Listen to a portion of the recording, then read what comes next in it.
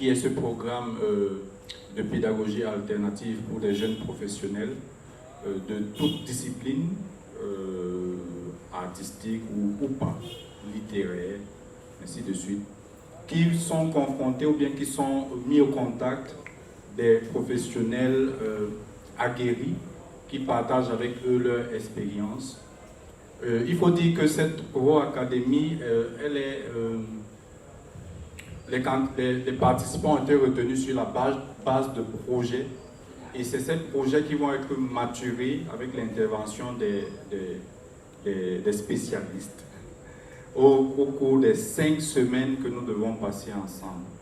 Donc nous avons commencé en tout début du mois, donc autour du 5 octobre, c'est bien cela, et nous allons clôturer le 3 novembre. Nous avons encore 2 semaines pleines à passer ensemble.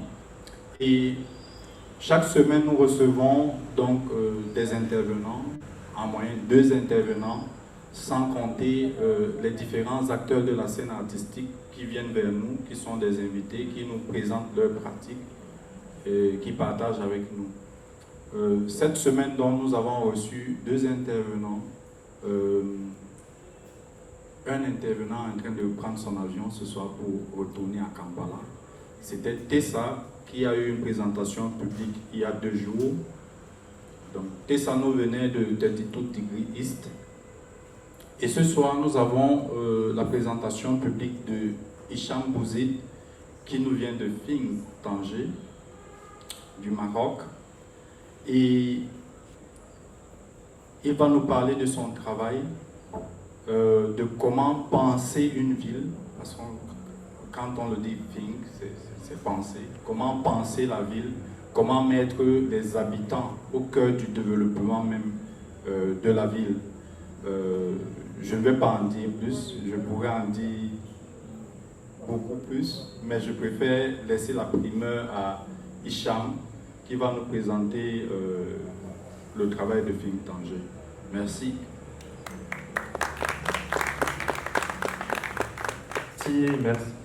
Merci Yves pour cette présentation. Bonsoir à toutes et bonsoir à tous. Je suis vraiment ravi de pouvoir venir vous parler. Alors je ne suis pas un spécialiste comme Yves a pu me présenter. Je suis un marcheur, un pratiquant de la ville. Je pratique la ville comme nous pratiquons tous et toutes une ville. Donc je marche, je regarde, j'observe, j'interpelle et j'essaye de regarder quand il y a En fait, j'essaie de regarder les moments de sociabilité qui, à mon sens, donnent l'essence de la ville. Et il se trouve que malheureusement, donc ces moments de sociabilité sont pour moi des repères, justement. C'est ces moments où nous allons créer une identité particulière à une ville ou à un quartier. Plein de ces moments se trouvent que par rapport à l'histoire et par rapport à là où on se trouve, dans des métropoles africaines, ont été justement biaisés, ont été effacés, ont été challengés par tous les pouvoirs, évidemment coloniaux, néocoloniaux, économiques, et surtout des processus de globalisation. C'est pour ça que dans cette visuel que vous regardez, c'est demain. Je parle vraiment de demain, parce qu'aujourd'hui, il est là. Hier, on disséquait un peu les tenants et les aboutissants. Et Think Tanger pense à ce qu'on peut faire ensemble demain. Alors, avant de vous parler de Think Tanger, je vais vous parler de là où je viens. Alors, comme j'avais fait une petite présentation il y a quelques jours, je suis donc Hicham Bouzid, je suis le directeur artistique et le cofondateur de Think Tanger. Je suis également plein de choses, je suis curateur, directeur artistique, je suis sérigraphe et je fais beaucoup de tableaux Excel. C'est ce que j'aime bien me définir autant que tel parce que ça prend 70% de mon temps. Alors, je voulais me mettre sur cette plateforme comme ça parce que je sens qu'on a plus de proximité, donc j'espère que ça vous convient. Donc je viens de là, qu'on est à une proximité assez flagrante de l'autre côté, de l'Espagne. On est à 14 km de l'Espagne. Entre Tanger et Tarifa, c'est 40 minutes de bateau.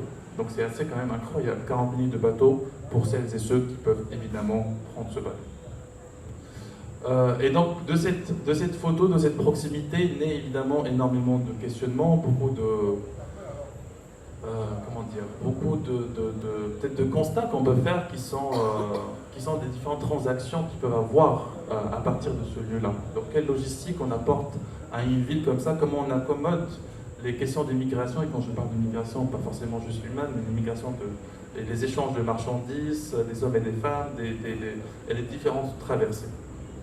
Donc, cette ville, pour sa situation géographique, a fait que il y a eu, pendant l'époque coloniale du Maroc, donc on parle de 1918 jusqu'à 1956,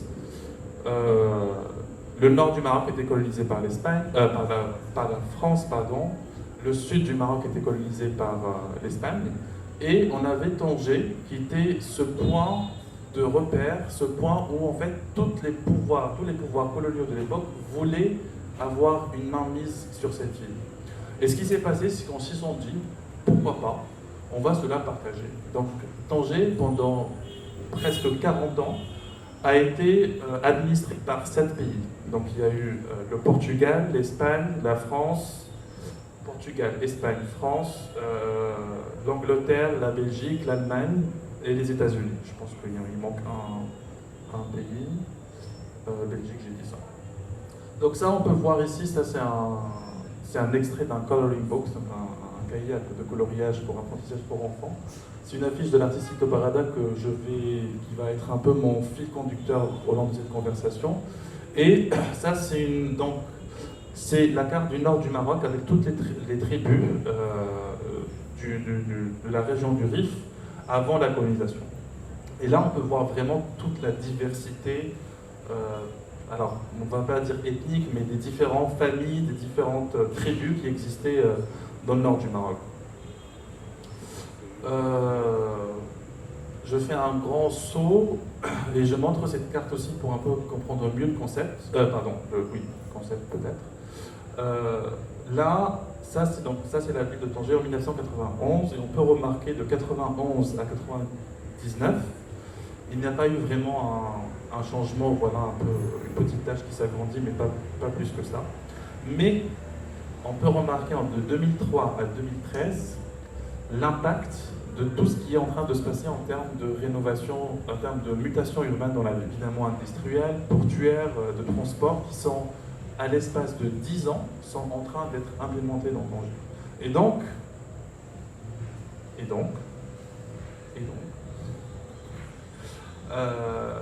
donc, Tanger a migré un peu vers cette idée de petite ville du nord du Maroc, limite ville balnéaire, on venait un peu se reposer et tout, à une ville logistique, à la deuxième capitale économique après celle de Casablanca.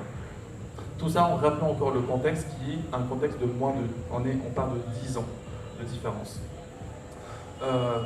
Beaucoup on va dire de causes qui nous ont menés vers cette décision économique. La première étant que historiquement, en fait, avant les années 90, Tanger a été complètement mise à l'écart de toutes les politiques urbaines, économiques et les politiques de développement. Or, qu'on était en train de moderniser Casablanca, Rabat, on est en train de rendre Marrakech comme la ville la plus touristique qui peut exister, Tanger a été mise à l'écart par rapport à ça parce que son histoire est liée à l'histoire de la révolution du nord du Maroc, donc la région du Rif, qui voulait être séparatiste et qui voulait avoir une indépendance à cette époque-là. Donc évidemment, pour le gouvernement et pour le royaume, pour la royauté, ça a été hors de question. On a un nouveau roi qui débarque en 1999, nouveau gouvernement de gauche, et on décide que Tanger va être la nouvelle.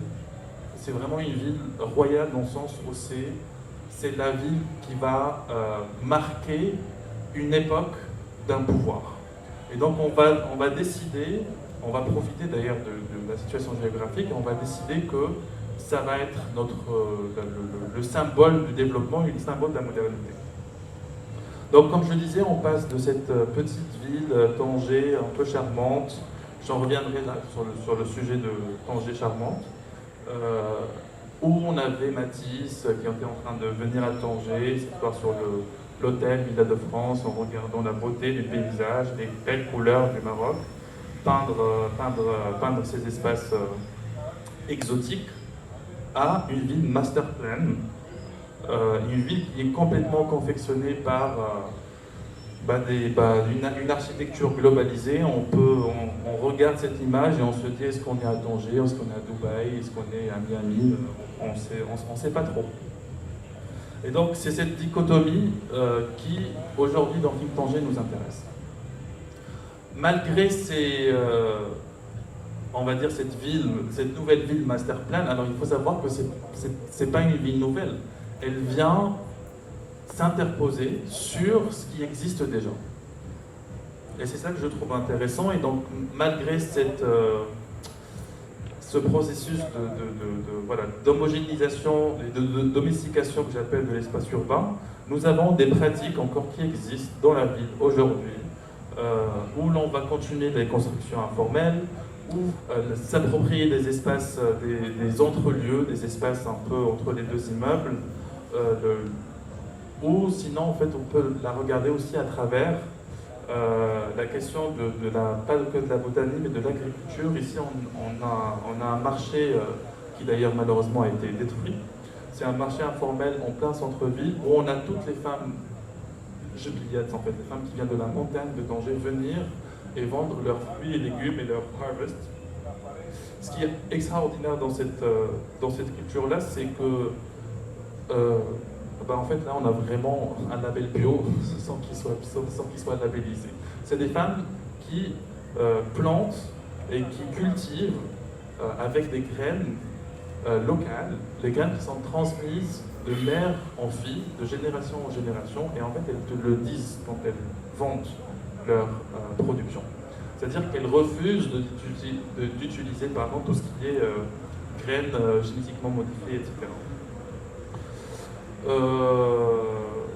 Et donc dans la même lancée, on peut, et là je vais on va un peu se balader dans Tanger ensemble. Dans la même ville, on peut avoir ça, on peut avoir ces vues. Donc ça c'est une vue un peu de la Médina de Tanger. C'était la terrasse de notre résidence d'artiste, donc je ne suis pas bon. Mais on n'a plus cette terrasse, malheureusement. Ça, en moins de 15 minutes. Ou ça aussi. Donc ça c'est notre marché central à Tanger, ça s'appelle Casa Barata. C'est vraiment un musée à ciel ouvert. Casa Barata, c'est un espace où tout est réutilisé, tout est... Et en fait, ça montre aussi les différents types d'économies qui coexistent aujourd'hui dans la ville. Et c'est ça que je trouve intéressant. Ça, c'est un peu le premier aspect d'introduction dont je voulais vous parler. Le deuxième aspect, il est de l'ordre de l'imaginaire, parce que je pense que ça vaut la peine de l'explorer. Et à Tanger, il y a eu aussi une sorte de toute une nouvelle, pas une nouvelle, plutôt une ancienne sorte de narratif un peu sur la ville qui s'est produit depuis l'époque internationale, qui est un peu ce Tanger joyeux où tout Européen ou Américain surtout peuvent venir un peu se dire qu'on arrive en Afrique, on arrive dans une terre désirée, où la question du loisir, du repos, de la piscine, de l'exotisme est vraiment centrale. Voilà, on peut lire zone Tanger, zone internationale, climat idéal pour toute l'année, à 4 jours de Dakar, donc on connecte vraiment l'idée on rentre en continent africain. Donc ça c'est une affiche de l'hôtel Minza et Villa de France qui existe d'ailleurs toujours, les deux hôtels. Et ça c'est des articles que j'ai un peu dénichés des derniers temps au fur et à mesure de New York Times Magazine sur un peu la glorification de cette idée joyeuse, de cette idée de fête, de drogue, désolé de le dire, mais voilà, il y a eu toute une effervescence un peu comme ça, idéaliste et idéalisante de Tanger, là. Alors, on a qui? Forbes and his birthday party with Elizabeth Taylor. Les films, évidemment, alors les films, la production des films a été proliférée dans Tanger. Et donc, à chaque fois, il y a eu... En fait, Tanger est limite devenu une sorte d'image de marque. Et quand on met Tanger, on l'associe directement aux loisirs, aux piscines, aux hôtels, alors à différents fantasmes exotiques et exotisants de celles et ceux qui sont en quête de loisirs. Et même les titres sont aussi révélateurs. Alors, j'ai pas toutes les affiches ici, mais voilà, on a le voleur de Tanger, le renard de Tanger, l'espionne de Tanger. C'est vraiment en fait le mysticisme qu'on a pu, qu'on a développé tout au long de cette période. Alors aujourd'hui, ça c'est des articles qui sont publiés plus récemment, et là on voit, alors Tangier, alors ça je trouve que c'est une phrase assez extraordinaire, où ça dit Tangier expats do their socializing at home in places like Christopher Gibbs Tranquil Garden. Alors, les expats de Tanger font leur sociabilisation dans des endroits aussi magnifiques que la maison de Christopher Gibbs. Fantastique. On veut bien faire de la socialisation dans des piscines comme ça, hein. On va pas dire non. Et on continue, ça continue. À chaque fois, on veut parler de Tanger. On parle des expats de Tanger, on parle d'une série de gens qui viennent, qui entretiennent, qui font leur socializing dans des maisons absolument merveilleuses. Et il faut se faire inviter, donc ça crée toute une tension dans la vie, qui est invité, qui n'est pas invité. Ça s'appelle quand même les Estates of Tanger, donc c'est vraiment les représentants de Tanger. Toujours dans la même mouvance, on a aussi bon, évidemment la littérature. Franchement, la littérature, je pourrais faire 50 slides là-dessus, mais bon, je pense qu'on a compris l'idée. Mais je me suis aussi intéressé à la littérature de TripAdvisor. Et là, on voit des titres: Tanger, femme fatale, Tanger était devenue belle endormie. Ou bien Tanger, la belle endormie se réveille. Et en fait, il y a vraiment un aspect limite misogyniste, un peu, voilà, d'une femme en abandon, en attendant un héros pour venir la sauver, parce qu'elle est comme ça, un peu endormie, appauvrie, pas de pouvoir. Et c'est très grave. Vraiment, je trouve que c'est d'une gravité immense.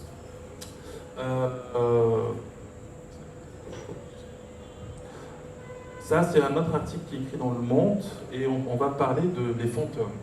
Le pire, c'est que cet article est écrit par une journaliste de Casablanca, qui m'appelle marocaine, que je connais d'ailleurs, parce que j'ai été interviewé dans ce document, dans cet article.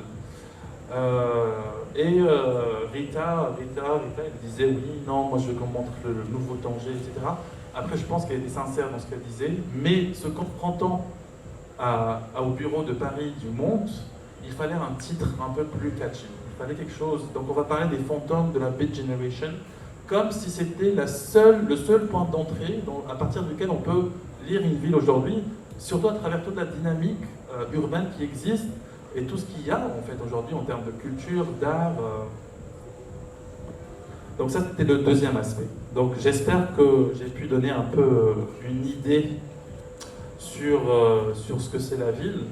Donc dans toutes ces dichotomies que je viens de présenter, il y en a une autre, et là je vais vous montrer une vidéo qui dure 4 minutes. Avant de commencer, là, je vais vous parler de film Tanger. Je sais que vous êtes impatients.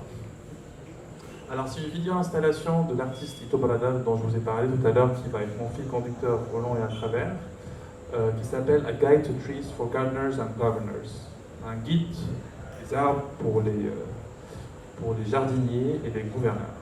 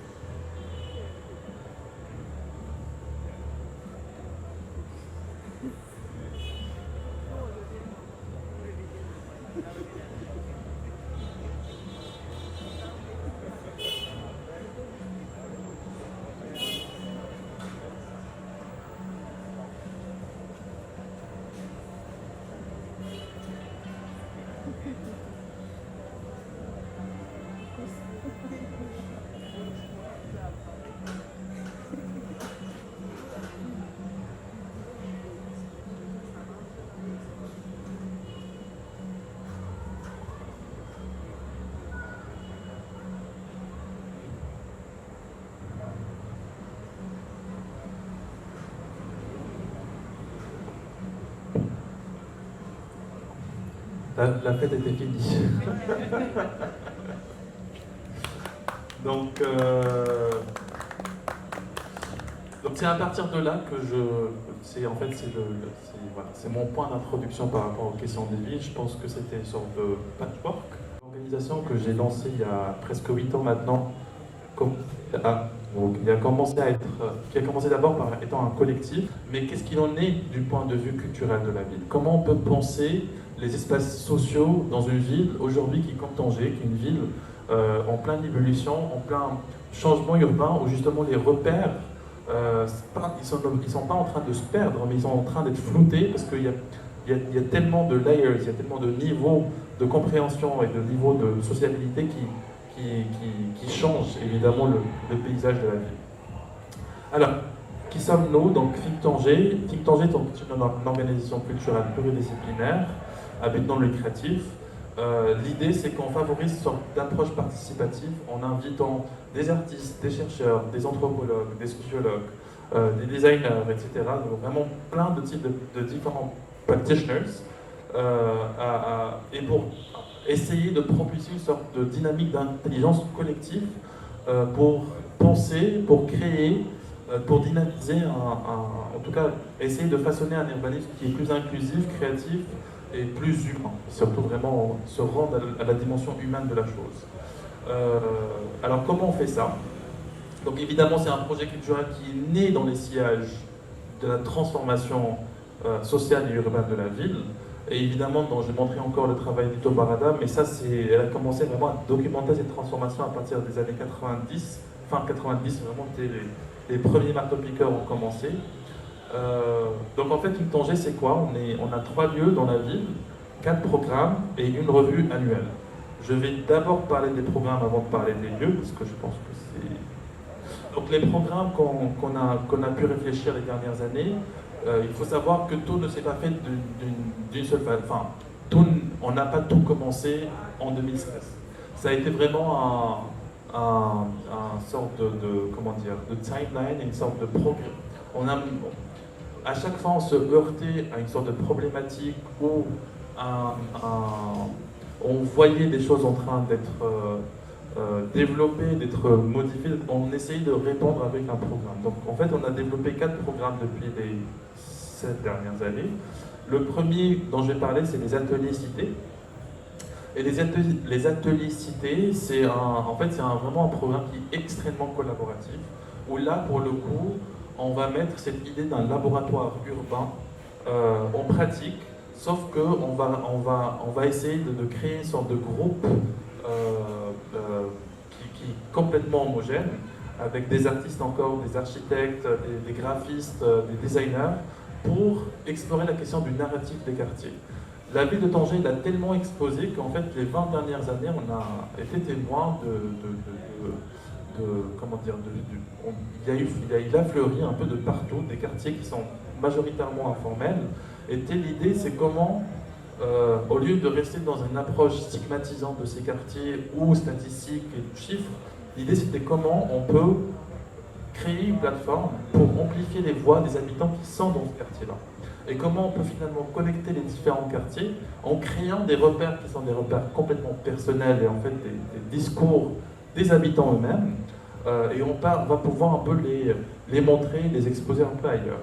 Donc, c'est des ateliers qui sont conçus et à travers et avec ces différentes communautés.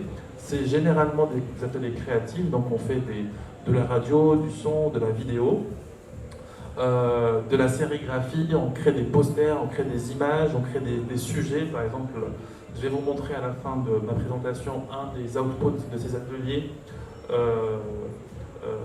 Comme ça, on a une idée un peu plus concrète. Et on va explorer aussi la question de comment on vit ces espaces-là. Et donc, vraiment, c'est à travers des actions qui sont simples, on fait émerger plein d'imaginaires, plein de dynamiques. Et justement, en fait, c'est ces créations artistiques qui, pour moi, aujourd'hui, font un contre-récit de celui qui est amplifié par tous ces médias internationaux, Le Monde, New York Times, etc. On a aussi un programme de conversation, donc exactement comme on fait ce soir. On invite toute une communauté scientifique. Alors par rapport à ce programme, il est vraiment très axé, on va dire, recherche. On présente des recherches des artistes, mais des recherches aussi des étudiants, des chercheurs qui, je suis en train de censurer par le Maroc. Donc tout type de différents types de conversations. L'idée c'est aussi de pouvoir ramener, en fait, c'est vraiment pour nous une façon de pouvoir comprendre les villes à travers différentes pratiques et différentes personnes. Et donc évidemment, nous ne venons pas justement du milieu de l'architecture, etc. On ramène tous ces gens pour qu'ils puissent nous illuminer sur les questions qui nous importent le plus. Alors ça peut être des sujets très variés. Là, c'est des affiches de Think Tanger qu'on avait produites. On a fait une conversation, par exemple, sur la justice climatique et les urgences sociales. On a fait toute une magnifique présentation sur l'architecture moderniste au Maroc entre 1956 et 1980, etc., etc. Les balades urbaines, ça aussi, c'est très intéressant et très important parce qu'on a découvert que, en fait, même les Tangérois ne savent pas à quoi ressemble leur ville aujourd'hui, et même parfois certains des Tangérois vont adopter le même discours qui existe dans cette littérature-là, parce que malheureusement c'est très prédominant. Donc on organise plein de visites, des pique-niques urbains dans des lieux un peu improbables, des expositions, que ce soit au niveau national ou international. Ça, c'est dont je vous ai parlé tout à l'heure, l'expérience Zone Franche dans Think Tanger était en co-commissariat avec Toilart et l'Institut de culture d'Islam. Ça, c'est une image du hall de l'ICI à Paris, et c'était l'installation de Salifouni. Les expositions pour nous sont aussi un moyen pour exposer ces sujets, en parler, et donc s'adresser aussi à différents publics parce que c'est très important. On a publié une revue annuelle qui s'appelle Makan.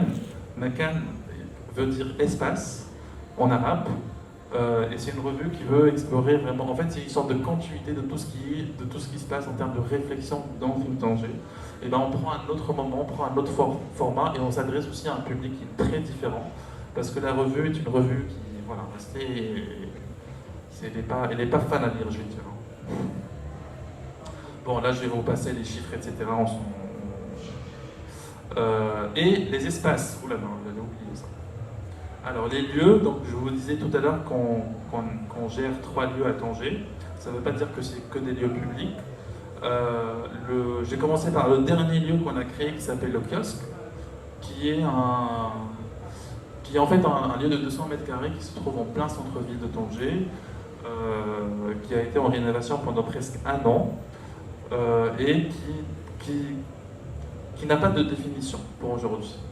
C'est un lieu, c'est un espace. C'est un lieu qui souhaite un peu évoluer avec les désirs des différentes communautés, des différentes personnes, mais il va avoir une librairie, un cafétéria, un espace de rencontre, un espace de débat, peut-être un espace aussi de coworking, parce qu'on se rend compte de plus en plus que les jeunes et les moins jeunes, ils ont vraiment aussi besoin d'un espace pour travailler.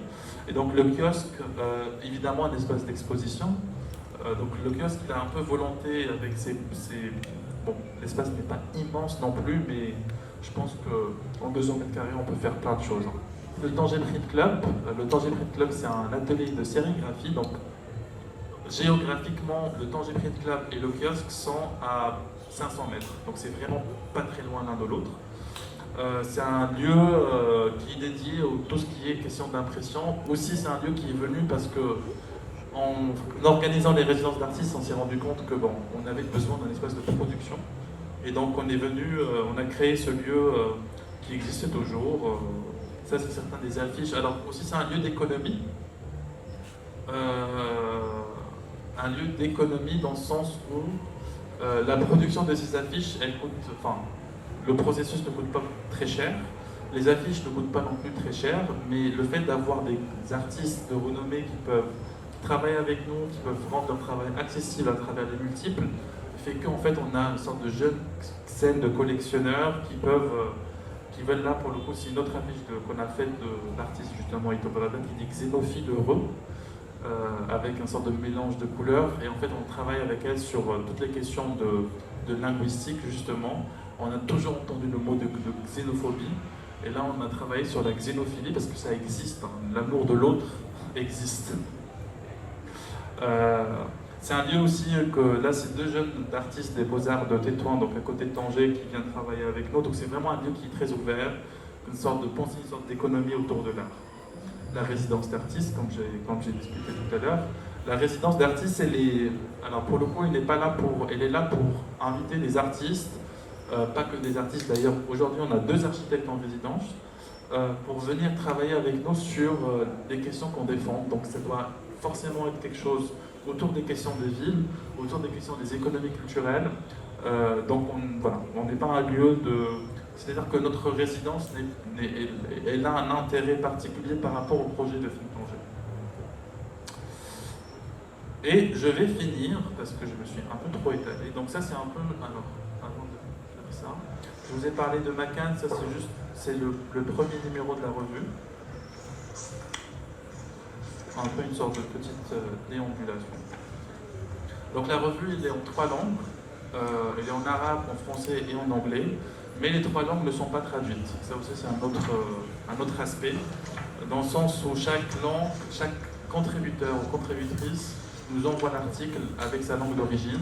Et on garde cette langue-là parce que je pense qu'aujourd'hui, Think Tanger évolue dans un univers, et d'ailleurs, toutes les nouvelles générations, on évolue entre le English speaking, l'arabophonie et la francophonie. Et donc c'est une revue qui s'adresse à ces trois espaces. Et je vais finir, là pour de vrai, sur une petite vidéo qui est en fait un output d'un atelier qu'on a réalisé avec une des communautés de quartier avec laquelle on travaille, qui s'appelle la communauté qui s'appelle Bershifa. Enfin, le quartier s'appelle Bershifa.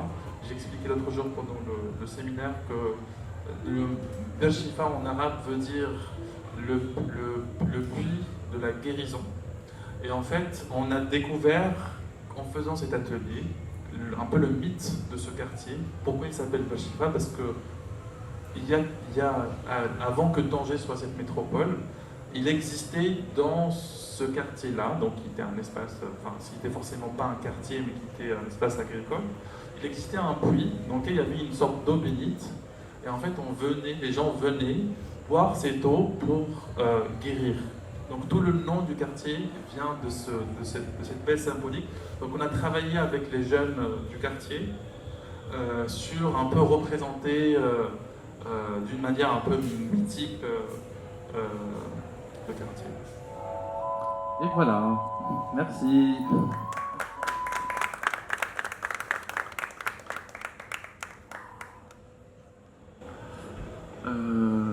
S'il y a des questions, je suis à votre disposition.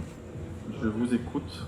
Alors, je suis Danielle Moudeke. Marilyn me réprimande parce que je me suis pas présentée. Je suis Danielle Moudeke, je suis architecte urbaniste et je suis aussi enseignante dans une école d'architecture. Et ma question concernait les quartiers qui sont des quartiers informels. Ce que j'aurais voulu savoir, c'est comment Tanger gère ces quartiers informels. Alors, la première question, c'est est-ce qu'on laisse les gens s'installer petit à petit sans rien faire et puis après on se dit un jour ou l'autre on va les enlever et faire les grands projets qui sont en attente, ou d'une manière un peu on va dire détournée, avoir l'eau, l'électricité, et après on leur dit que non, on leur a pas permis de s'installer, mais en même temps on leur donnait des facilités parce que la ville ne suit pas et qu'il n'y a pas de disponibilité pour ces quartiers-là. Donc ça, c'était comment ça se gère, comment se gère la distance de ces quartiers-là par rapport au centre, comment vivent ces quartiers où se trouve tout ce qui est équipement marchand, comment se fait est-ce que c'est des quartiers décentralisés vraiment, ou ça peut être des récupérations de friches, entre guillemets, qui se trouvent au centre-ville. Enfin, ça m'intéresse de voir un peu où se situent ces quartiers informels. Voilà, merci. C'est une très bonne question dans le sens où il y a eu plusieurs phases, on va dire, par rapport à la question de la gestion de l'informel à l'étranger. Évidemment, l'informel, c'est le numéro 1 de l'agenda néolibéral, parce que ça ne représente pas autant bien la vie qu'il le souhaite. Mais en fait, le jour où ils se sont rendus compte qu'il fallait prendre en main cette question de l'informel, c'était un peu trop tard. Parce qu'on avait déjà construit, alors un architecte de Tanger m'a dit, 80% de la construction tangéroise est faite sans architecte.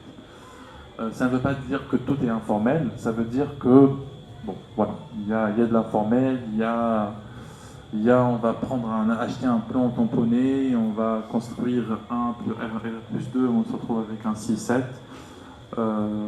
Mais le moment où on s'est réveillé sur la question de l'informel, c'était un peu trop tard, et en fait, tellement dur de déplacer tous ces gens et de construire pour toute cette population. Donc ce qui s'est passé, c'est que, en fait, on a introduit ces quartiers dans le plan cadastre urbain de Tanger. Donc ils sont devenus partie de Tanger, puisque il y a 20 ans, c'était pas considéré comme la ville de Tanger. On a intégré des grands quartiers à hauteur de 500 000 habitants quand même. Un des grands quartiers, c'est Bimakada. Cette vidéo vient de ce quartier-là d'ailleurs. On a petit à petit construit des routes, construit des écoles, construit des mosquées, branché de l'eau et de l'électricité. Donc, et évidemment, comme on a montré j'ai montré dans la vidéo d'Itobalada au départ, on a peint les façades, parce que c'est très important de peindre les façades. Au moment des grands cortèges qui passent, il faut voir des choses jolies. Donc on a fait ça. Aujourd'hui, comment ça se gère? C'est des quartiers qui sont décentralisés. Ils ne sont pas liés au centre, alors les transports publics sont quasi inexistants.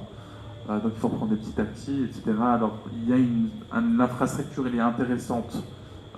C'est pas quand ça veut dire, je pourrais pas dire non plus que c'est des quartiers inaccessibles.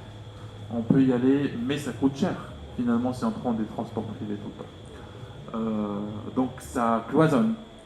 On a construit des marchés, puisqu'en fait, donc, au lieu de laisser les vendeurs ambulants et celles qui posent par terre pour vendre, etc., on a construit des grands... je ne sais pas si vous avez ça, voilà, mais j'ai l'impression que si. Les nouveaux sortes de marchés qui sont en train de construire pour ne plus autoriser les gens à être dans les bords de route, etc., et de les ramener, sauf qu'ils doivent payer une taxe. Donc, payer une taxe, ça veut dire on n'est plus informel. L'informalité est définie par échapper à toute question d'impôt. Et là, en plus, c'est dans le marché de Casabarata. Là, vraiment, c'est le marché, c'est un sorte de marché central commercial. Voilà, on va trouver une partie des anciens vêtements, une partie où on a des fruits et légumes, une partie il y a tout ce qui est tech, une partie tout ce qui est, donc c'est assez tout ce qui est récup, voilà. Donc après,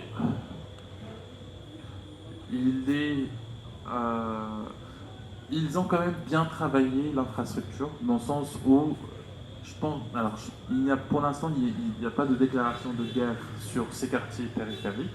Par contre, la guerre qui a été menée, c'était l'informel dans le centre-ville. Et donc tout ce qui a été les maisons, là ils sont en train de faire des routes partout pour connecter le nord et le sud, etc. Et ils ont rasé pendant les 5 dernières années des quartiers entiers. Donc tant que c'est périphérique et c'est pas visible, on va soutenir ça avec, voilà, on va formaliser ça entre guillemets. Tout ce qui est dans le centre-ville est visible, on a complètement éradiqué. Je ne sais pas si ça répond à la question. Voilà, d'informations sur comment s'est fait cette exposition, quel en était l'objet, et comment ça s'est passé. Voilà. Ok. L'exposition d'abord, c'était de réunir 3 organisations, 3 contextes, qui sont la Goutte d'Or à Paris. Donc la Goutte d'Or, et Château Rouge, c'est vraiment le quartier africain de Paris. Tanger, comme sorte de point d'entrée et de sortie, et Douala. Donc ces trois espaces urbains qui peuvent paraître très différents, qui le sont en fait très différents, mais dans lesquels il y a des négociations, il y a des transactions et des déplacements qui sont très intéressants. Et donc, Zone Franche, le nom de Zone Franche est né en fait quand on était à Tanger, dans notre premier atelier, où on a commencé la première sorte d'immersion, atelier immersion entre les trois organisations et les gens qui les portent, bien évidemment. Et c'est venu dans une conversation, on était à la Cinémathèque, en fait on avait fait les balades urbaines qu'on faisait pour faire découvrir Tanger à le Douala et à l'Institut de culture d'Islam. Et en faisant ces traversées, je pense qu'on a dû traverser aussi le port Tanger-Met et on a traversé aussi des zones franches. Et en fait, du coup, on a commencé à s'interroger sur la question de ce que ça veut dire une zone franche. Alors, économiquement parlant, une zone franche, c'est et là où il y a eu aussi l'autre point de ressemblance, c'est qu'il y a deux pays qui sont pionniers dans la question de zone franche, c'est le Cameroun et le Maroc. Parce que c'était deux pays qui ont commencé à exercer cette question de zone franche dès les années 80. Et apparemment, on était les terrains d'expérimentation de cette question de zone franche. Et donc, zone franche, c'est des zones économiques qui s'implantent dans un pays, qui peuvent accueillir, qui même l'État, le gouvernement donne à titre symbolique, ou vraiment, voilà, au Maroc, c'était 1 dirham le mètre carré symbolique, pour des grandes multinationales qui viennent s'implanter dans ces territoires. Ils embauchent les main-d'œuvre, donc ça crée de l'emploi. Sauf que les marchandises qui sont créées dans cette zone ne sont pas autorisées à être vendues sur le marché local. Donc c'est vraiment des marchandises qui sont destinées à l'international. Et donc c'était quand même fascinant comme sorte d'idée de se dire que on va créer dans un pays ou dans un territoire une zone qui est complètement étanche, où on allait faire venir des choses et les faire ressortir et en fait même transcender les lois qui existent, les lois locales de ces pays-là, parce qu'on va créer un contexte complètement particulier à ces zones. Évidemment, on a l'idée que ces zones économiques sont des zones complètement étanches, mais elles ne le sont pas en vrai. Et il y a des fuites qui existent. Parce que le marché de Tanger, par exemple, à titre d'exemple, la Zara, ou le Bershka, ou toutes ces grandes marques européennes et espagnoles, elles produisent énormément à Tanger. Et le marché tangerois est inondé de ces produits. Parce que il y a ce qu'on appelle les tombées du camion. C'est-à-dire quand le camion va aller déverser, apparemment, il y a quelques pièces qui tombent. Et on récupère ça et c'est vendu dans le marché local. Et donc, en fait, on s'est inspiré un peu de cette idée d'une zone franche et on a souhaité créer notre propre zone franche avec notre propre loi en regardant plus particulièrement, plus précisément qu'est-ce qu'on emmène avec nous quand on voyage, donc la question du patrimoine, le patrimoine qui n'est pas forcément physique, mais le patrimoine, justement, on parle de repères, le patrimoine immatériel, quand on voyage, qu'est-ce qu'on amène avec nous. On a parlé des questions informelles. Quelle est la place de l'informalité, de l'économie informelle aujourd'hui dans nos territoires et qu'est-ce que cela représente en termes urbains, social, mais aussi en termes de symbolique. Marie, je te passe le micro pour faire cette grande manifestation commissariée par Ngoné Fall, Africa 2020 était pour la France le moment où l'Afrique était mise en lumière, mais d'un point de vue artistique, d'un point de vue éducatif, d'un point de vue technologique. Et lorsque nous nous sommes rencontrés, nous avons visité nos 3 villes, nous nous sommes immergés dans chacune de nos 3 villes, nos 3 espaces. Et ce qui était très intéressant dans cette déambulation, dans ce nomadisme, c'est que nous avons à Paris, dans le quartier de la Goutte d'Or, rencontré des personnes qui font le commerce de produits qui viennent du Cameroun et d'autres pays d'Afrique et qui sont donc dans cette transaction permanente. Et ce qui était très intéressant, c'est de voir comment d'une part, des personnes, la colonisation est en sens inverse, comment des Africains colonisent culturellement, économiquement, esthétiquement une zone à Paris, un quartier à Paris, et comment en contrepartie nos territoires comment je vais dire ça, se déshabillent, essayent de se reconstituer, mais il y a vraiment des volontés pour pouvoir empêcher nos territoires d'exister pour ce qu'ils sont, dans quelque chose de totalement endogène, etc.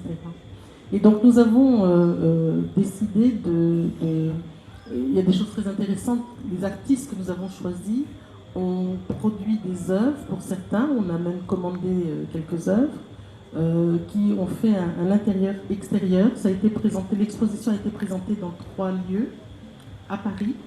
Normalement, il devait avoir une suite. On s'était engagé à faire en sorte qu'elle circule à Tanger et à Douala, mais finalement, on n'a pas.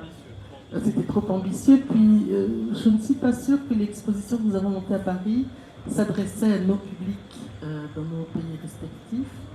Mais c'était une très très belle occasion pour parler aussi des interstices de la mondialisation, comment un certain nombre de productions se font sans contrôle, même si on est dans des zones très contrôlées. La zone franche est très contrôlée. Comment la mondialisation est extrêmement subreptice. C'est la pièce de Sally Fouindou avec toutes ces nattes qui sont en plastique mais qui sont utilisées pour la prière, tous ces... comment il appelle ça, j'ai oublié le nom.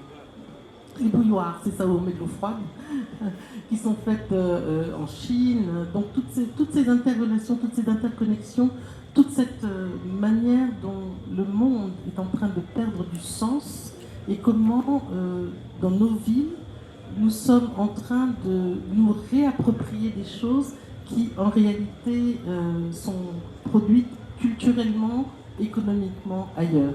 Donc Zone Franche, c'était ça, c'était voilà, les transferts, les déplacements et les reconstitutions.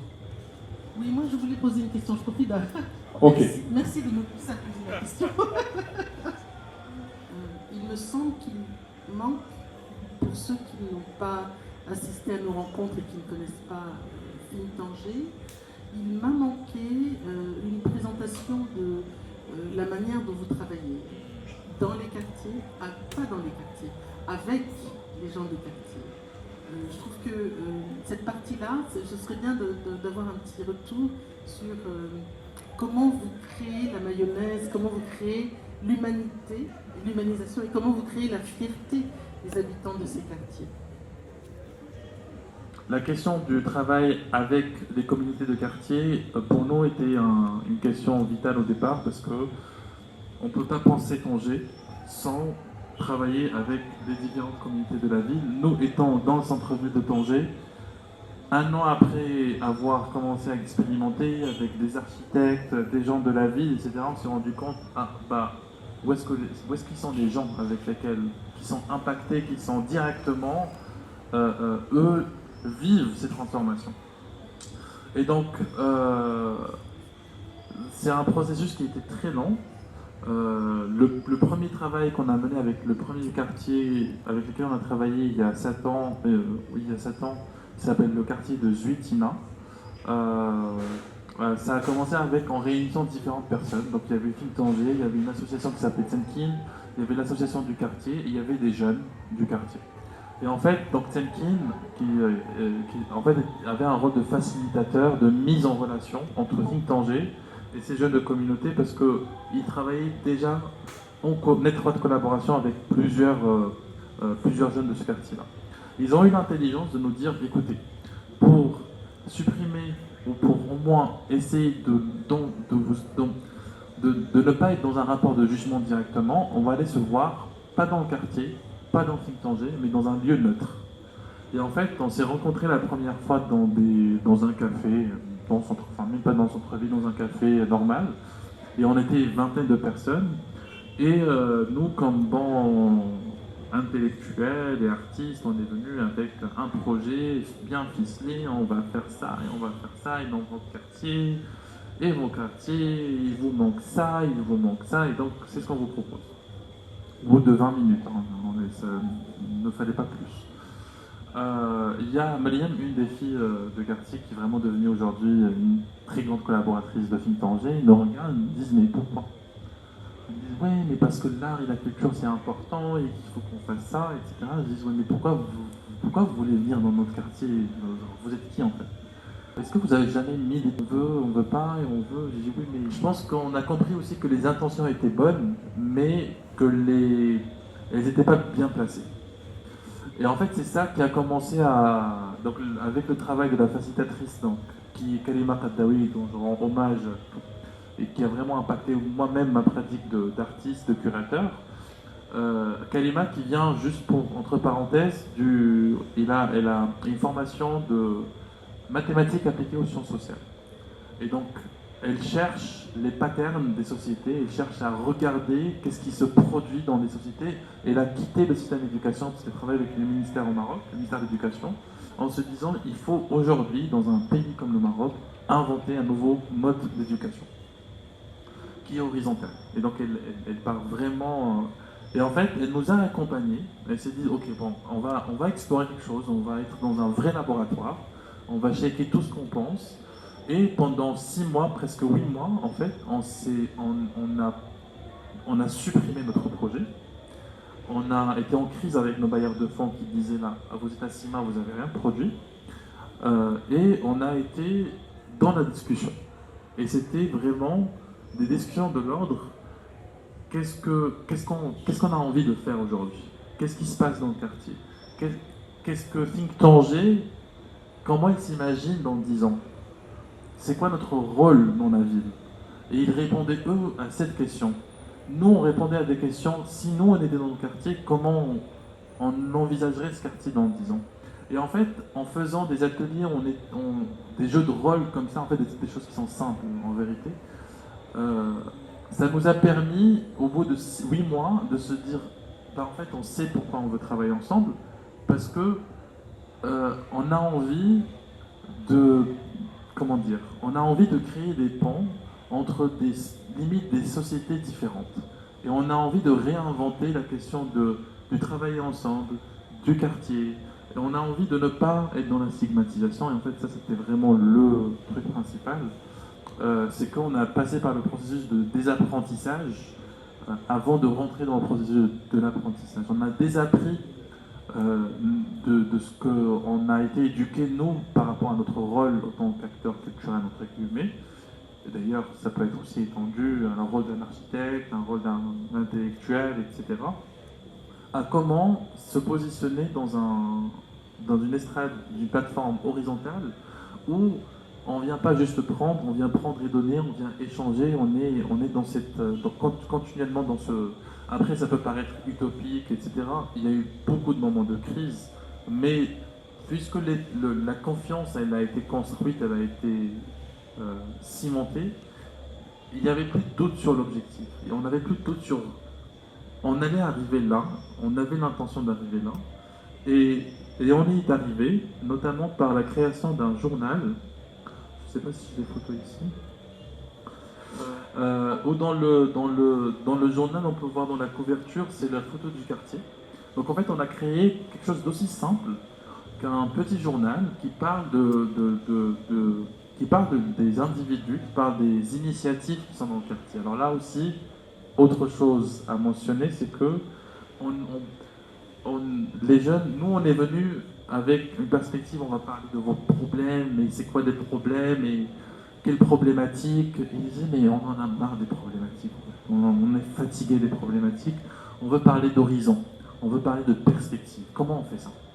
Et en fait, c'est là où c'est vraiment cette étincelle de créativité et commencer un peu à jaillir partout.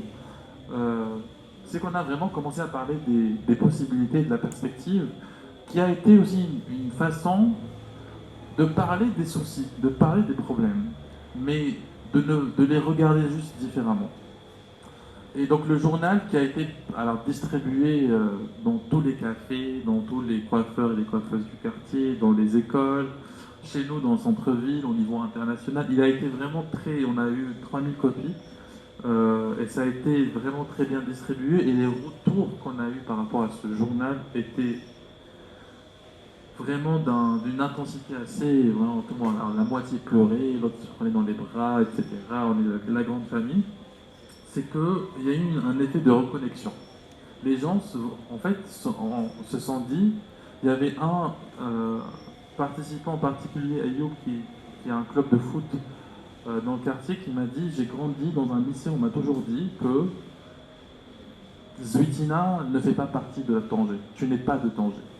Et il me dit, maintenant, je peux dire que j'ai créé j'existe dans la ville. Et c'est d'une symbolique qui est très forte que d'avoir cette sorte de reconnexion et d'avoir cette fierté par rapport là où on est, que par un journal simple qui dit qui on est, qu'est-ce qu'on fait. Bon, après, il est beau le journal aussi. Qui on est, qu'est-ce qu'on fait, et ça a été vraiment la fierté de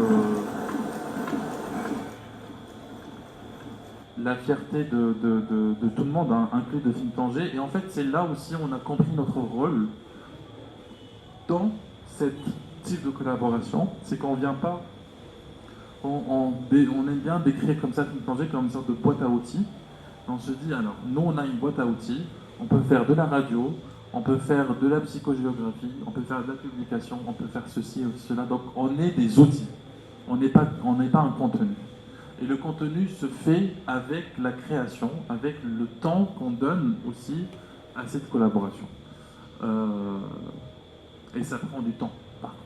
C'est vraiment un processus, alors qu'on se donne un minimum de 2 à 3 ans par quartier. Et l'idée, c'est que, as far as we go, on essaye d'explorer aussi d'autres quartiers.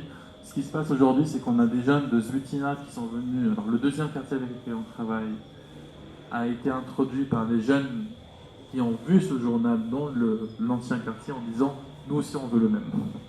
Et donc là, il y a vraiment une sorte d'effet de résonance qui est en train de se créer, qui est très chouette. Parce qu'en tant que médiatrice socio-culturelle, les processus, moi, ça m'intéresse particulièrement. Et là, vous avez chuté par un point d'entrée. Comment vous choisissez, vous sélectionnez les quartiers, en fait, et comment vous rentrez et comment vous interagissez avec les populations, et qui sont au finish les bénéficiaires, les personnes que vous voulez toucher avec les projets que vous initiez dans ces communautés-là. Ça, c'est un aspect. Super, merci pour la question, Nadège. À se détacher de certaines terminologies qu'on utilisait, dont le mot bénéficiaire. Nous, on ne travaille pas avec des bénéficiaires. Le bénéficiaire, on est autant bénéficiaire que des gens avec lesquels on travaille. Donc on travaille avec des partenaires de quartier. Et en fait, c'est ça, quand on est arrivé à ce niveau de confiance avec des gens, et on ne pouvait plus les regarder comme on écrivait sur les contrats avec les bailleurs de fonds, on a 15 bénéficiaires, dont 15 filles, 3 garçons, je ne sais pas quoi. Et on s'est dit, tout le monde est partenaire. Et en fait, on a même ramené les bailleurs de fonds dans cette conversation-là, en se disant, mais vous aussi, vous êtes bénéficiaire. Parce que c'est vrai, même le bailleur de fonds est bénéficiaire. Parce qu'ils ont besoin de nous pour exister. Donc, pourquoi focaliser que sur... Donc, comment... La question du langage est très importante. Vraiment, on a déjà appris plein de choses. Mais pour répondre plus précisément à ta question, comment on choisit les quartiers? En fait, le premier s'est fait d'une manière... en fait, on a appelé des gens autour de nous. Vraiment, on a pris le téléphone, on a appelé une association par-ci, on a appelé une association par-là, on a fait pendant un mois juste des appels, jusqu'à un moment donné, on reçoit un appel. Et c'est cette fameuse dame dont je parlais tout à l'heure, Kalima, qui nous dit, écoutez, je ne vous connais pas, mais vous avez l'air très sympathique, donc rencontre-nous. Et elle vient à l'atelier, et en fait, je pense donc Kalima avait déjà entamé un travail dans le quartier de Zwitina. Et c'est elle qui nous a dit, je pense qu'il y a un momentum, je pense qu'il y a quelque chose, je connais des jeunes dans ce quartier-là. qui m'ont dit, qui en fait font des petites fêtes dans le quartier, qui organisent des choses, ils ont même créé une sorte de bibliothèque communautaire dans le quartier, mais ils voulaient faire autre chose. Elle m'a dit, je pense qu'il y a quelque chose. Donc c'est elle qui nous a connectés.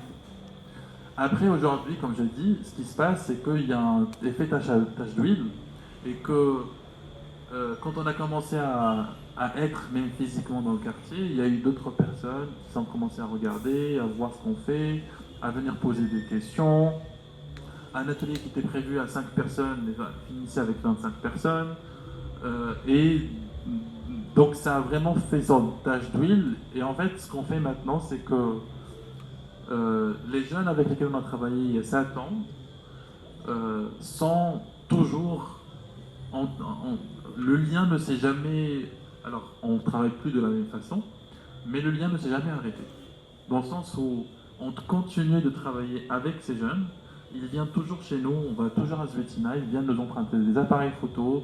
Quand il y a besoin d'espace de travail pour eux dans le centre-ville, ils viennent. Quand nous, on va dans le quartier périphérique, on va aller se poser avec. Donc, la conversation est continue.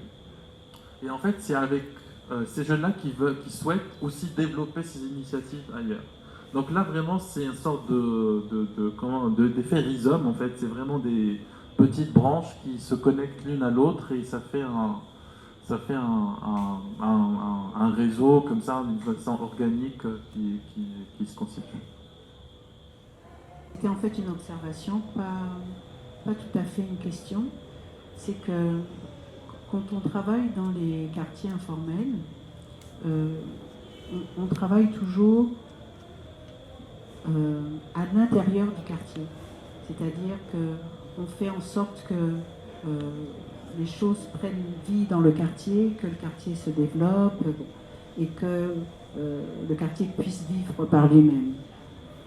Mais ce que j'ai trouvé intéressant là, et pendant que vous parliez, j'étais en train de me poser cette question. Vous avez dit qu'il y a un jeune qui a dit, voilà, maintenant je sais que j'appartiens à la ville de Tanger. Et pour moi, ça c'est très important parce que je trouve que même quand on arrive à faire des choses dans ces quartiers, ça reste toujours des quartiers qui n'appartiennent pas à la ville. Les gens se sentent toujours en dehors de la ville. Et cette liaison-là, je trouve qu'elle est très compliquée. Bon, c'est une chance que le journal ait joué ça. Je ne pense pas que ça se joue tout le temps grâce à ça. Mais c'est vrai que j'aimerais bien trouver ce fil-là, qui me semble vraiment important. Et d'autant plus que, bon, je vais prendre un exemple personnel pour un peu illustrer ça. J'ai une agence ici à Douala. On est 8. On vient tous de quartiers différents. Mais on ne connaît pas les quartiers des uns et des autres. C'est-à-dire qu'il n'y a même pas besoin que le quartier soit informel. Souvent, c'est des quartiers informels qui se sont effectivement rentrés dans la normalité, etc. Mais sortis de ce quartier-là, on n'a pas l'impression qu'on fait partie de la même ville. Et c'est ce fil-là que moi, je n'arrive pas encore à trouver. Et bon, je suis urbaniste aussi, hein, mais que je n'arrive pas encore à trouver.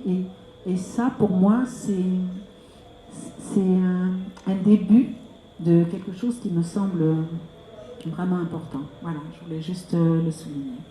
Je pense qu'on est arrivé à un niveau où on commence à constater sincèrement le rôle de l'artiste et le rôle de la culture dans les dynamiques de ville. C'est souvent des choses qui ont été un peu, voilà, en Europe, on va faire des statistiques, etc.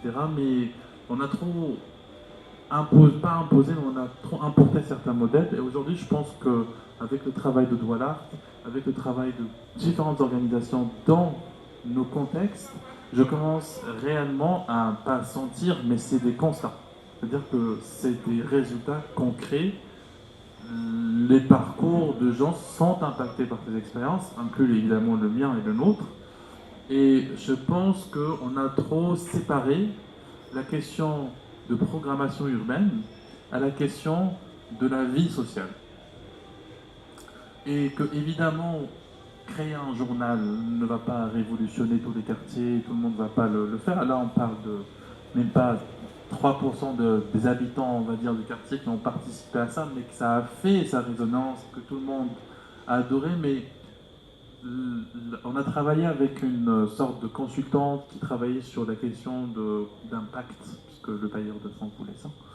Mais on a essayé de choisir quelqu'un qui avait une sensibilité particulière. Et en fait, on avait cette dame qui a interviewé tout le monde.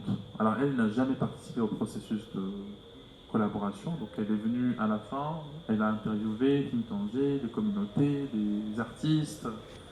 Et elle nous a dit que l'impact, là, pour le coup, il est socio-émotionnel. Et que le changement, il s'opère pas sur le niveau visible de l'espace urbain, mais sur le niveau sentimental, sur le niveau social de l'espace urbain.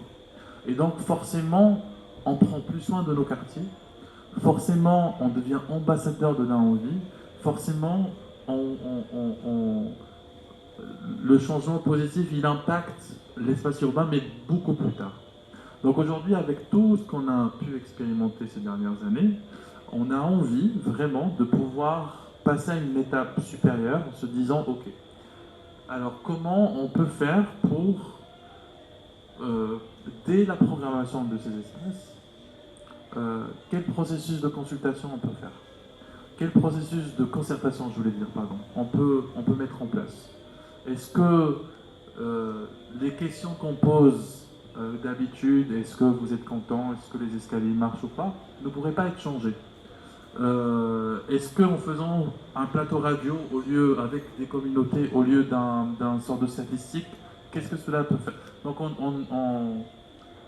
je réagis à ce que vous dites, mais en fait on essaye vraiment de se dire maintenant comment on peut avoir une mainmise plus importante, c'est pas joli, mais une résonance et finalement pour le coup un impact qui est aussi visible dans l'espace urbain, qui inclut, qui implémente dès le départ la question culturelle, la question sociale, la question de la créativité des individus, tout simplement.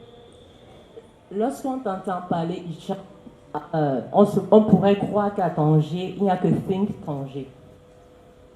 Est-ce qu'en dehors de Think Tanger, il y a d'autres organisations? Si oui, comment ces organisations collaborent entre elles, s'il y a déjà une collaboration? Merci pour la question. Alors non, il n'y a pas que... Heureusement. Alors, l'écosystème culturel du Maroc, il est... Alors, on commence à avoir une scène artistique qui est très forte, qui est très visible, surtout sur la scène internationale. Mais quand on revient évidemment au bled, c'est très différent. Mais on a une scène d'artistes et de lieux qui est très intéressante. Il n'y en a pas beaucoup, mais ils sont quand même dispersés. Donc on a la chance d'avoir Tanger, Casa, Rabat, Marrakech, Agadir, où il y a des choses vraiment qui se passent, surtout entre Marrakech, Rabat et Tanger. Et en fait, on travaille en étroite collaboration, surtout avec, on ne parle pas vraiment des lieux institutionnels, on parle des amis qui, comme nous, ont parti faire sacrifier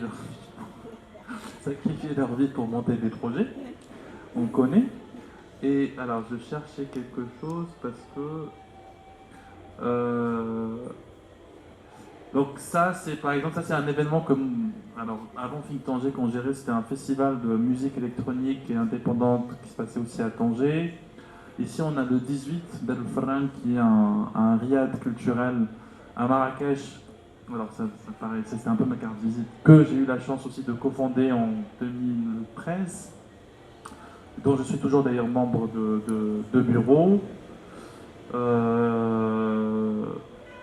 L'histoire aussi artistique et culturelle du Maroc, elle est hyper intéressante, surtout après l'époque coloniale, donc l'époque vraiment juste après les années 60, où les artistes marocains cherchaient aussi, on est un peu les contemporains, les descendants de cette génération. Ça, c'est de l'école de Casablanca, c'est des gens qui cherchaient à réinventer comment exposer, comment être présent justement plus dans les espaces urbains. Ça, c'est la première exposition qui s'est tenue par des peintres marocains qui ont créé l'école de Casablanca, qui est vraiment aujourd'hui devenue, qui a connu avec le Bauhaus, etc. et qui ont repensé à comment on peut exposer dans les espaces urbains. Là, c'est une droguerie qui a été repeinte par Shba, qui est vraiment le classique de l'époque moderniste. On a eu aussi des publications qui ont été hyper intéressantes. Là, c'est la revue Souffle, qui était une revue révolutionnaire qui a existé pendant presque 10 ans, ou là un peu moins, qui a été sévèrement réprimée dans les auteurs et les autrices, les poètes, les artistes. C'est la première revue qui a quand même rassemblé et réuni vraiment toutes les idéologues de gauche de l'époque. Et évidemment, ils se sont trouvés tous un peu en torture et en exil pendant plusieurs années. Il y a la Manif aussi qui a existé. On parlait dès l'époque des questions palestiniennes, puisque ça a été ça, c'est Shu'un Falastini, c'est une des couvertures sur la question en Palestine. Les artistes qui exploitaient les espaces urbains, ça par exemple, c'est Hassan Darsi. Je ne sais pas s'il est déjà venu au sud, Hassan Darsi. Ce serait intéressant de l'avoir. Hassan Darsi qui a fait des projets qui ont littéralement shifté les espaces urbains de Casablanca dans les années 2000. Ça, c'est une maquette d'un parc qui est devenu une déchetterie. Et en fait, il a juste fait une immense maquette de ce parc, en face de ce parc qui est devenu une déchetterie. La ville s'en est rendu compte, les habitants sont emparés, et ils ont refait tout le parc 5 ans plus tard. L'appartement 22 aussi, un super espace de création d'art contemporain qui fait 25-30 mètres carrés, qui se trouve en face du Parlement de Rabat, et qui a vu vraiment, qui identifié comme l'un des premiers espaces d'art contemporain au Maroc, qui existe toujours. La Cinémathèque de Tanger, parlant de Tanger un petit peu, qui est vraiment le lieu qui est devenu un landmark, pour le coup un repère pour les Tangérois, c'est la Cinémathèque. C'est-à-dire on ne peut pas venir à Tanger sans passer à la Cinémathèque, sans prendre un thé à la Cinémathèque, sans regarder un film. Le Macal, donc ça c'est à Marrakech, c'est le musée d'art contemporain africain. Le musée collectif de Casablanca, qui est un super projet de l'atelier de l'Observatoire qui travaille sur la question des mémoires de Casablanca. Le Mahal Art Space, c'est un autre espace qui a un tout petit garage à Tanger qui font des petites expositions. Donc en fait, avec tous ces gens, je sais que c'est Panoply, c'est malgré qu'on n'a pas de projet de collaboration concrète, mais on est en étroite conversation et collaboration. Quand il y a un projecteur en panne ici, on va l'emprunter chez les voisins. Quand on fait un couscous le vendredi, tout le monde vient. Quand il y a un artiste en résidence, on va le loger quelque part. Donc c'est ce type de collaboration très informelle. Quand il y a un programme qui va se passer à Marrakech qui est intéressant pour nous, on va le récupérer parce qu'on va partager des billets d'avion. Donc il y a vraiment ça c'est vraiment chouette pour le coup de ne pas être en concurrence, mais d'être vraiment en complémentarité. Tenant le micro, de dire quelque chose, bien de poser une question. On a parlé tout à l'heure de zone franche et on a parlé de cette ressemblance ou bien entre la ville de Douala et la ville de Tanger, qui sont des villes portuaires. Je voudrais savoir quelle est la relation qui s'établit entre ces quartiers informels, plus ou moins informels, et le port, ou bien et la côte. Est-ce qu'il y a une véritable relation entre les habitants de ces quartiers? Quelle est la relation qui s'établit avec la mer, avec le bord de la Méditerranée? C'est que c'est des quartiers qui tournent leur dos à la mer. Ça c'est évident, et je pense dans ce sens il y a une ressemblance avec Douala. Mais c'est des quartiers qui sont conscients de la mer. C'est-à-dire à Tanger c'est très difficile de ne pas être conscient de l'existence de l'air marin, de la Méditerranée et l'Atlantique. C'est quand même assez exceptionnel de pouvoir se dire est-ce que je peux me baigner en Méditerranée ou en Atlantique aujourd'hui. Quelle question luxuante. Mais le rapport avec le port, il est très... Alors, récemment, ils ont construit le port de Plaisance... Enfin, récemment, ils ont relancé le port de Plaisance à Tanger, qui est devenu un espace... En fait, ils ont essayé de créer une sorte d'espace public, c'est celui-là. Donc ça, c'est le port de Plaisance, qui était le port des pêcheurs. Bon, ils ont déplacé les pêcheurs un peu plus loin. Et ça, ils ont fait tout ce qu'on connaît, le Café Paul, Starbucks, etc. Et on avait tous un peu peur de se dire que ça va être un espace fermé pour les piétons. Il se trouve qu'en fait, tous les dimanches, vraiment, c'est un espace qui est extrêmement prisé par le Tangérois. Et c'est devenu un vrai espace public. Pour ça, je pense que c'est quand même une réussite pour la ville d'avoir pu instaurer ça. Ça reste quand même très ponctuel. C'est pas, le fait d'arriver jusque-là, c'est une occasion, c'est très, très occasionnel pour les habitants des quartiers informels. Mais il y a ce rapport évidemment d'ambiguïté, il y a un rapport aussi de main-d'œuvre, parce qu'on travaille aussi dans ces ports. Et alors pas forcément dans celui-là, mais dans le Tangemet, il y a énormément de main-d'œuvre qui vient de ces quartiers-là, qui vont aller travailler dans le port. Donc il y a aussi ce rapport-là. Et d'ailleurs, je pense que Marie-Lise, si on se souvient, il y avait la symbolique de tous les transports blancs qui venaient récupérer. Il y avait, par moment dans Tanger, on voit vraiment une prolifération de transports de camions blancs qui transportent ces gens des quartiers, des habitants des quartiers, vers les usines ou vers le port. Et en fait, pareil, la question de la logistique s'impose parce que c'est impressionnant.